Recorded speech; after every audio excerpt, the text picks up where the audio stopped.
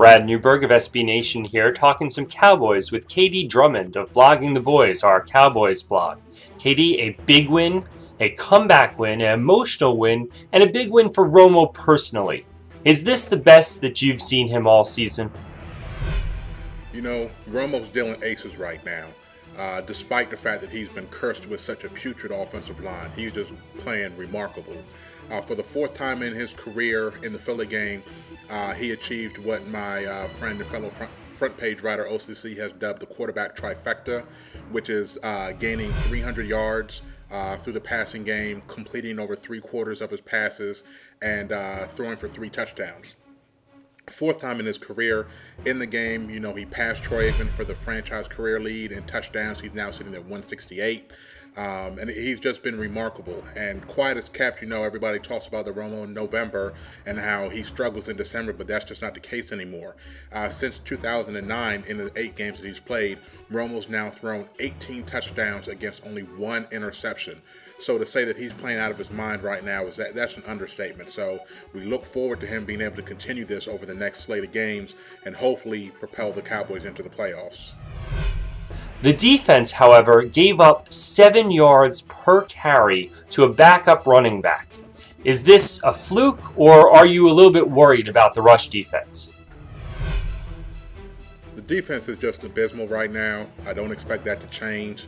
When you play most of the season without your Pro Bowl nose tackle, a third of the way through the season you lose your budding All-Pro inside linebacker.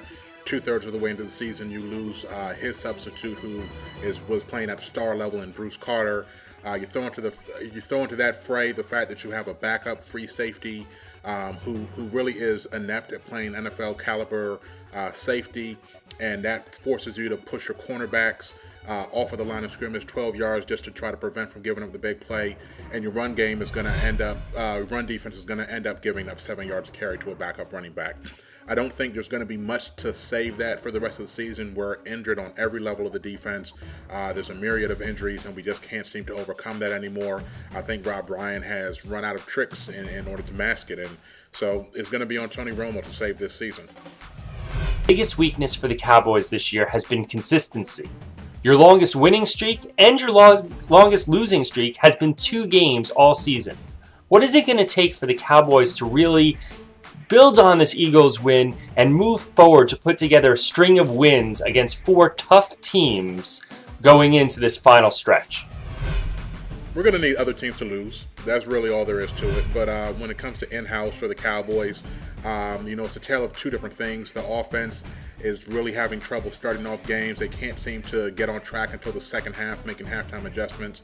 And with all of the injuries on defense, they just can't seem to stop anybody. So, it's been said that before halftime, receivers are given 8 options on their routes in which to take. Tony Romo then has to dissect between all of those players, and they just need to simplify that before halftime and maybe eliminate some of the scripted plays that just don't seem to be working. On defense, I'm all for them sending spies into the opposing teams, coaches' offices, stealing game plans. Get caught, who cares? They won't find out until 2013. Vacate some losses. I don't care. Roger Goodell can come down on us like he did with the salary cap penalties, and at least we'll have some wins for now. But that's pretty much it. That's the only hope for the defense to turn this thing around.